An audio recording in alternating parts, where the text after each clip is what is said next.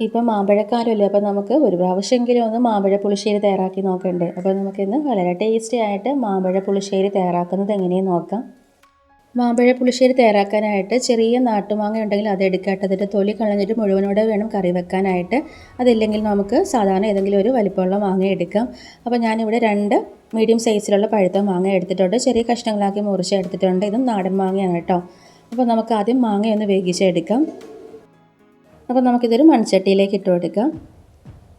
ഇനി നമുക്കിതിലേക്ക് കുറച്ച് മഞ്ഞൾപ്പൊടി ചേർത്ത് കൊടുക്കാം. ഞാനിതിലേക്ക് 1/4 ടേബിൾ സ്പൂണിൻ്റെ പകുതി ചേർത്ത് കൊടുത്തിട്ടുണ്ട്.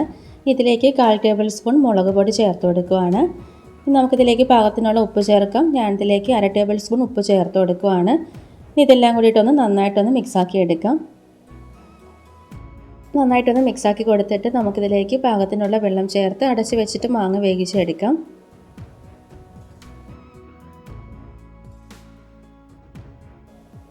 അപ്പോൾ ഞാനിതിലേക്ക് ചെറിയ 1 ഗ്ലാസ് വെള്ളം ചേർത്ത് കൊടുക്കുകയാണ്. പഴുത്ത മാങ്ങ ആയതുകൊണ്ട് അധികം വേവില്ല, പെട്ടെന്ന് മാങ്ങ വെന്ത് വന്നോളും. അപ്പോൾ അതനുസരിച്ചിട്ടുള്ള വെള്ളം ചേർത്ത് കൊടുക്കാം. വെള്ളം ചേർത്ത് ഒന്നുകൂടി നന്നായിട്ടൊന്ന് മിക്സാക്കി കൊടുത്തിട്ട് നമുക്കിത് അടച്ച് വെച്ചിട്ട് വേവിച്ചെടുക്കാം. വെള്ളം നന്നായിട്ട് തിളച്ച് വരുന്നത് വരെ ഹൈ ഫ്ലെയിമിലേക്ക് വെക്കുക. തിളച്ചതിന് ശേഷം മീഡിയം ടു ലോ ഫ്ലെയിമിൽ വെച്ചിട്ട് നമുക്കിത് വേവിച്ചെടുക്കാം. അപ്പോൾ ഇതാ വെള്ളം നന്നായിട്ട് തിളച്ചിട്ടുണ്ട്. ഈ ഒരു മാങ്ങയ്ക്ക് ചെറിയൊരു പുളിപ്പുണ്ട്. അപ്പോൾ ഞാൻ അതുകൊണ്ട് ഇതിലേക്ക് ഒരു 3/4 ടേബിൾ സ്പൂൺ പഞ്ചസാരയും കൂടെ ചേർക്കുകയാണ്. നല്ല മധുരമുള്ള മാങ്ങയാണെന്നുണ്ടെങ്കിൽ പഞ്ചസാര ചേർക്കേണ്ട ആവശ്യമില്ല. ഇതൊന്ന് നന്നായിട്ടൊന്ന് മിക്സാക്കി കൊടുത്തതിന് ശേഷം വീണ്ടും അടച്ച് വെച്ചിട്ട് മീഡിയം ടു ലോ ഫ്ലെയിമിൽ നമുക്കിതൊന്ന് വേവിച്ചെടുക്കാം. മാങ്ങ വേകുന്ന സമയം കൊണ്ട് നമുക്കിതിലേക്കുള്ള അരപ്പ് റെഡിയാക്കി എടുക്കാം. അപ്പോൾ ഞാൻ മിക്സിയുടെ ജാറിലോട്ട് ഒരു മുറി തേങ്ങയുടെ ഒരു 1/4 ഭാഗം തേങ്ങ ചേർത്ത് കൊടുക്കുകയാണ്. നല്ല ഫ്രഷ് ആയിട്ടുള്ള തേങ്ങ ചേർത്താൽ അത്രയും ടേസ്റ്റ് ആയിരിക്കും കേട്ടോ കറിക്ക്. ഇതിലേക്ക് ഞാൻ 6 ഉള്ളി ചേർത്ത് കൊടുക്കുകയാണ്. എരിവിനനുസരിച്ചിട്ട് പച്ചമുളക് ചേർക്കാം. ഞാനിതിലേക്ക് 2 എരിവുള്ള പച്ചമുളക് ചേർത്ത് കൊടുക്കുകയാണ്. 2 അല്ലി വെളുത്തുള്ളി ചേർത്ത് കൊടുക്കാം. 1/4 ടേബിൾ സ്പൂൺ മഞ്ഞൾപ്പൊടി ചേർത്ത് കൊടുക്കുകയാണ്. 1/4 ടേബിൾ സ്പൂൺ ജീരകം ചേർത്ത് കൊടുക്കാം. ഇനി നമുക്കിതിലേക്ക് തൈര് ചേർത്ത് കൊടുക്കാം. ഞാനിവിടെ 1/2 കപ്പ് അധികം പുളിയില്ലാത്ത നല്ല കട്ട തൈര് ചേർത്ത് കൊടുക്കുകയാണ്. അപ്പോൾ നമ്മൾ എടുക്കുന്ന മാങ്ങയ്ക്ക് നല്ല പുളി ഉണ്ടെങ്കിൽ തൈരിൻ്റെ അളവിന് വ്യത്യാസം വരുത്താട്ടോ. കുറച്ച് തൈര് മാത്രം ചേർത്താൽ മതിയാകും. അപ്പോൾ നമുക്കിതിലേക്ക് അരയാൻ പാകത്തിന് വെള്ളവും കൂടെ ചേർത്തിട്ട് നല്ല പേസ്റ്റ് പോലെ അങ്ങ് അരച്ചെടുക്കുക. ഒട്ടും തരിയില്ലാതെ നല്ല ഫൈനായിട്ട് അരച്ചെടുക്കുക കേട്ടോ. കണ്ടോ, ഇതുപോലെ നല്ല പേസ്റ്റ് പോലെ അരച്ചെടുക്കുക. അപ്പോൾ നമുക്കിനി ഇത് മാറ്റി വെച്ചിട്ട് മാങ്ങ വെന്തോന്ന് നോക്കാം.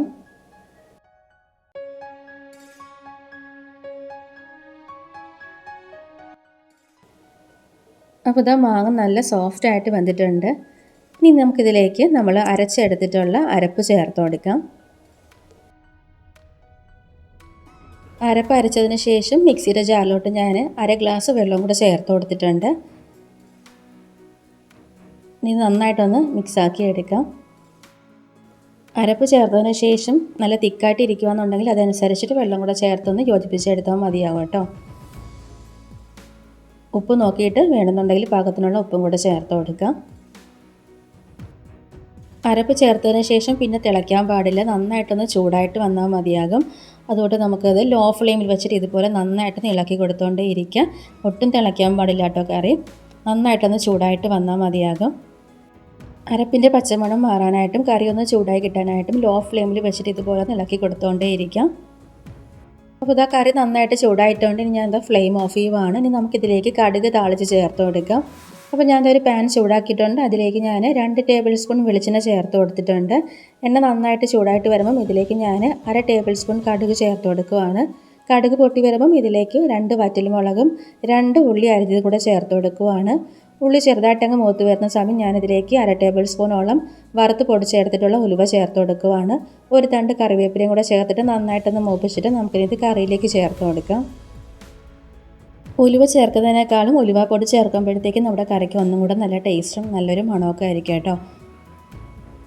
അപ്പോൾ നമ്മുടെ വളരെ ടേസ്റ്റി ആയിട്ടുള്ള മാമ്പഴ പുളിശ്ശേരി ഇവിടെ റെഡി ആയിട്ടുണ്ട്. അപ്പോൾ നിങ്ങളെല്ലാവരും ട്രൈ ചെയ്ത് നോക്കാം. വീഡിയോയ്ക്ക് മറക്കാതെ ഒന്ന് ലൈക്ക് ചെയ്യുക, ഷെയർ ചെയ്യുക, കമൻറ്റ് ചെയ്യുക. ചാനൽ സബ്സ്ക്രൈബ് ചെയ്യാത്തവരാണെങ്കിൽ സബ്സ്ക്രൈബും കൂടെ ചെയ്തിട്ട് നമ്മുടെ ചാനലൊന്ന് സപ്പോർട്ട് ചെയ്യാം കേട്ടോ.